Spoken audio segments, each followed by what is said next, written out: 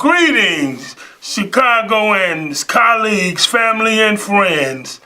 This is your PC, the People's Counselor, Charles Patton, sitting in for your favorite community epidemiologist, Sister Simpson. Once again, we are back here to discuss what we always discuss until we get it right, which is health equity. Now, most of you all done heard this speech, if you've been watching our last few shows, that we have been pushing this paradigm for health equity. Now, if you all don't know, let me back up for a minute. My name is Charles Patton, and I am here representing Tacts, the Association of Clinical Trial Services. Now, for those of you that know us, know that this is an organization that we started approximately 13 or so years ago, and we are truly trying to bring the science to the people. Now, with that being clarified, let's get on health equities. All right, most of us in this particular city, let alone this country, are what they call disproportionately impacted by a lot of these social ills. So our focus and our commitment to you is that we are going to continue to push this particular health equities fight, paradigm, education, enlightenment, whatever you want to call it, until we get what we need. Equality is okay in some arenas, but that's not what we need. We don't want to be treated equally as sick as nobody, and what works for somebody else may not work for us. We know that being of African descent, being melanated people, that we tend to metabolize things a little differently. We tend to be treated a little differently when we go to certain medical institutions, educational institutions, service institutions. So we know that there has been some disconnect and some dissing of people of color. So it's imperative that we, as individuals or community members or people that's being afflicted by some of the decisions and other systematic issues that's going on in this country, that we fight for what we need. And right now that is talking about health equities. So let me show you a couple of slides so that we can get back up to speed. Once again,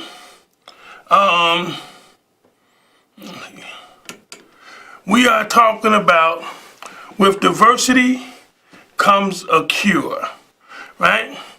And diversity in clinical trials, okay? Now, we know, Big Mama, Pookie and them, right? We don't want to be no guinea pigs. But the reality of it is that if we don't step in and find out what works for us, then we will continue to be given what works for other folks, and we will continue to be the leading group of people that's dying a lot sooner, that's got a lot poor health, quality of living, right? So we have to continue to push this paradigm. This is a call-in live show. So if you are tuning in, please give us a call at 312-738-1060 so that I can hear your comments, so that I can hear your suggestions, so that we can work collectively. Because I know one individual can make some waves, but a lot of individuals, we can create a tsunami. We can make some changes. All right, so I want to encourage you all to call in 312-738-1060. All right, and once again, this is your People's Counselor. Now, let's look at this picture here. When you think about what is health equity, all right, right now we have what we notice is some people on some bicycles, or at least one lady's in a wheelchair. Everybody's got a bicycle, right? When you look at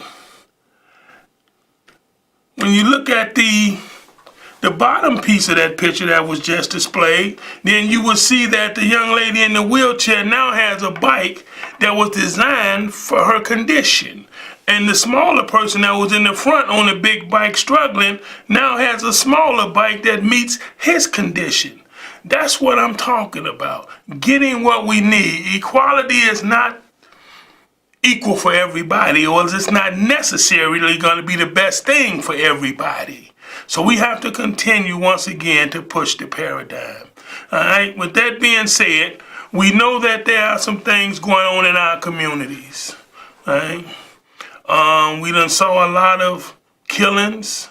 We know that we're in the midst of an opiate epidemic. And by the way, I am a substance abuse counselor, and we have been dealing with a large number of people, the elderly, the middle-aged, the young. This particular epidemic, as they call it, is not holding any punches with any segment of the population. I've been working with white folks, I've been working with black folks, I've been working with a couple of Palestinians and Jordanians. So we are seeing everybody get impacted with this.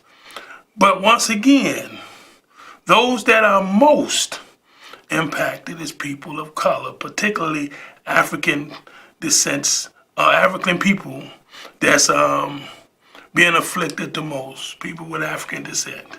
So we need to talk about how we're going to address these issues. I was reading something the other day, or at least this afternoon, with the University of Illinois, and they were talking about housing. If you all haven't been paying attention, the housing crisis is getting ridiculous in this city. You know, so of course, if you don't have your basic needs met, then how can we talk about you being healthy? You know, we talk about the quality of the food. We talk about the lack of housing. Okay, so these are things that we can advocate for, that we can push our state representatives. You know, we are coming up in a mayor election, right? So this is your time to find out what your candidates can do. Do your due diligence. Go out there, research these people, and make sure that you make a decision that's going to have your best interest in mind. Because that will affect your housing and the taxes that you pay. That will affect the health care that you receive. That will affect some of the jobs and other businesses that are being systematically removed from our community. That will affect some of those food deserts that we've been hearing about over the last few years. So let's get out here and do the things that we need to do. Okay? With that being said, I want to talk a little bit more about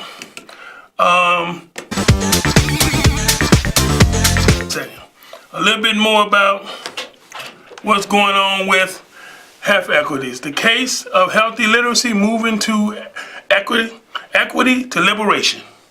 And I want to have you guys to understand that you have to be a part of the solution. Because if you're not a part of the solution, then you're part of the problem. So we are going to transition and let you hear from our favorite community epidemiologist, Sister Yah Simpson. Will be closing this program out for you. Thank you.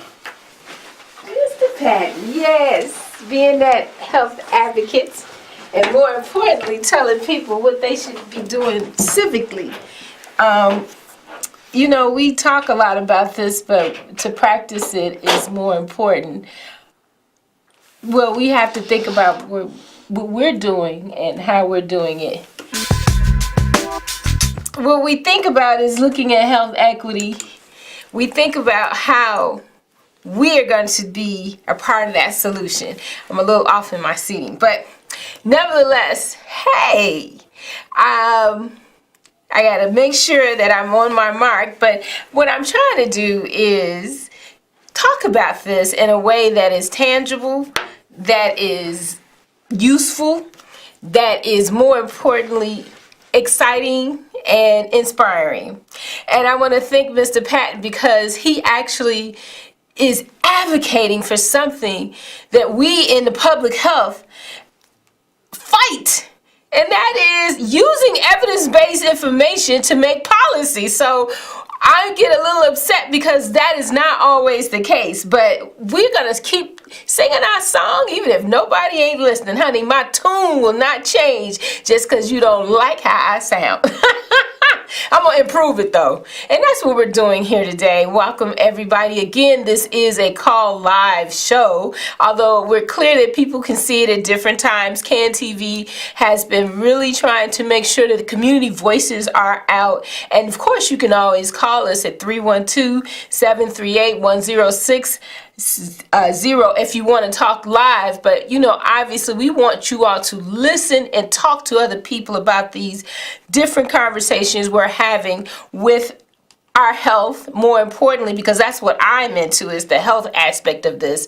But we are also really trying to make sure that we're being practical, and that's what you heard from Mr. Patton. I mean, the civic part of this, the political part of this, the politicians and politics of this, right? I wanted to say politrickery, but you can hear that I would be being a little bit sarcastic, but I do say it's trickery because everybody's got one sleeve in the other. But if you don't vote, don't talk. Hey, did I just not say it? If you don't vote, young people,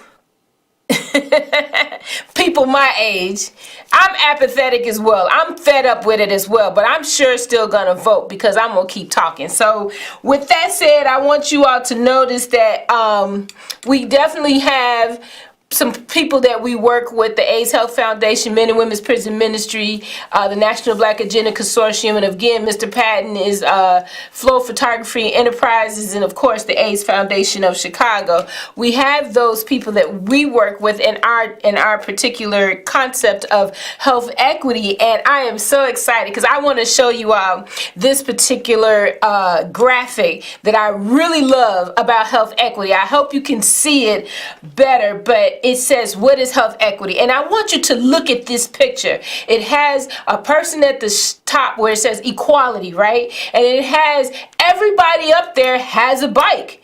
It's all the same bike. But can everybody use the same bike? No, the lady in the wheelchair can't use it. The man that's the tallest is too small for him. The lady is maybe right for her, but the young girl that's riding, or the young person there, that bike is too big. But equity. Look at that, with the lady who needed she was a little physically challenged, but she got a bike that adapts to her physical status that she has. So now she can ride. The tall man, he has a bike that fits his legs. The lady is still in her position, and the youth and the young person is in their place. Be in your place. Know your place is another part of us, but that is equity.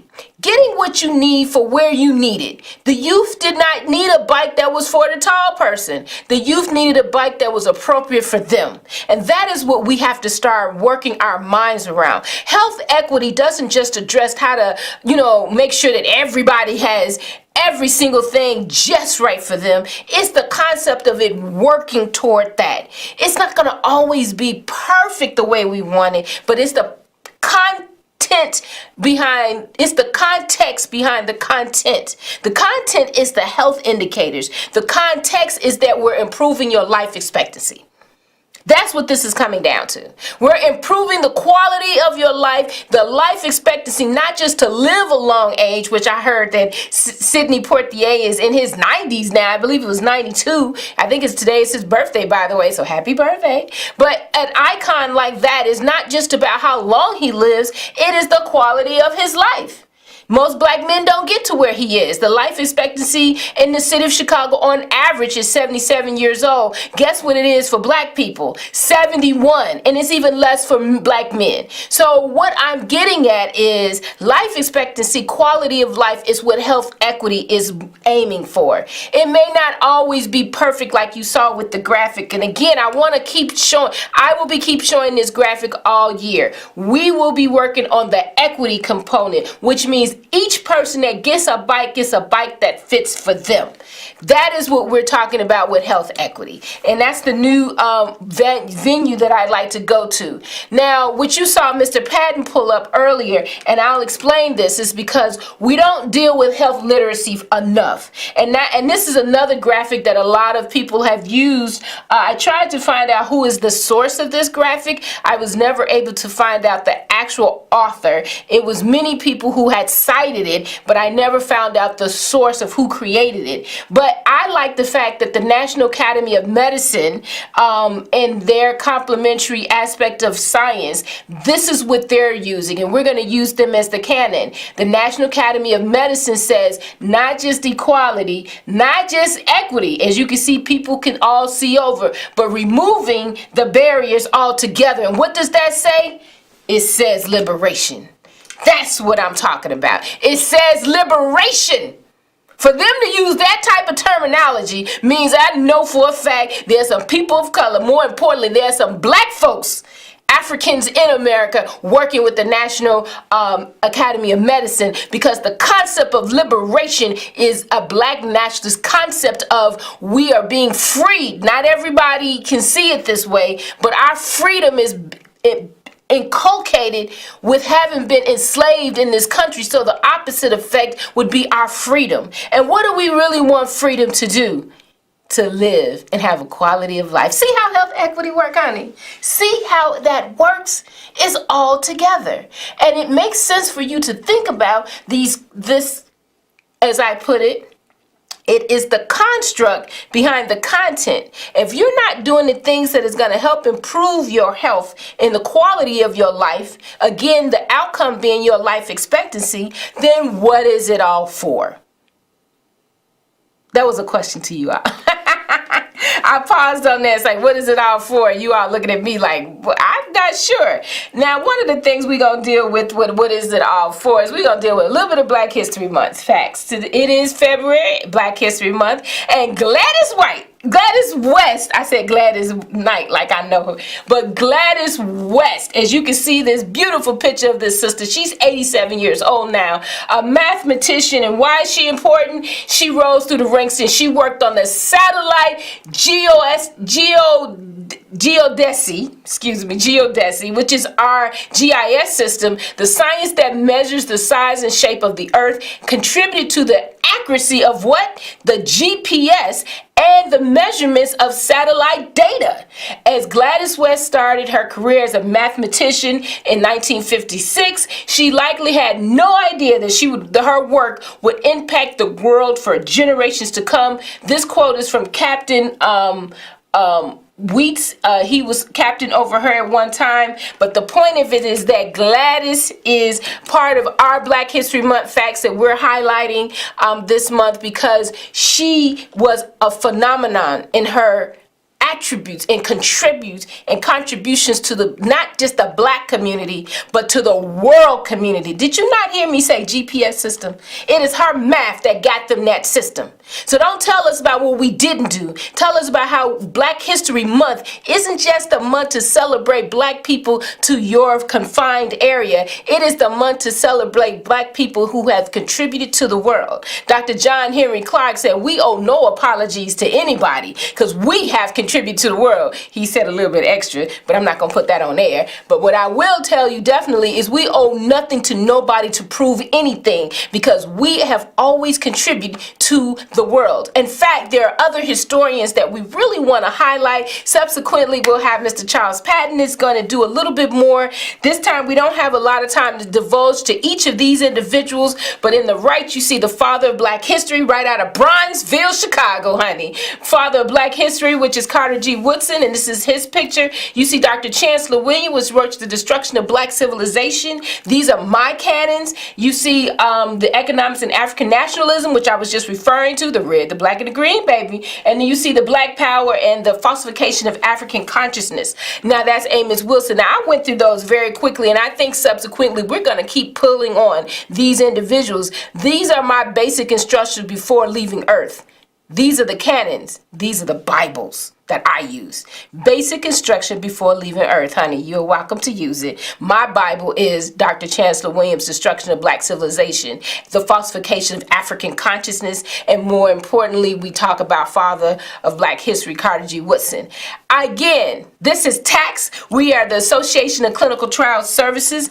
We work to make sure that we are bringing the science to the people, honey. Me and Charles Patton and our whole team that works with us. Autumn, I want to give her a shout out. Autumn Smith. I want to give, she will be graduating as an epidemiologist this May. Oh my God, that is like the best. And I want to give a special shout out to my baby girl, honey. Yes, she is graduating with her bachelor's degrees in entrepreneurship with honors. Work it, baby. Mama, guardian, daddy, family, we love you, we honor you, and you are the best to yet to come. So, but I'm still here with you. Like my friend says, you know, we being invited to the party, but honey, I'm still dancing. So young people, we owe you, we need you, we will push you to the future, but more importantly, you got to learn from us that's here. Thank you. Again, we'll be with CAN TV in the future. We'll be bringing out more of these Black History Month facts into science, the Association of Clinical Trial Services, bringing the science to the people. Your favorite community epidemiologist, Sister Yai.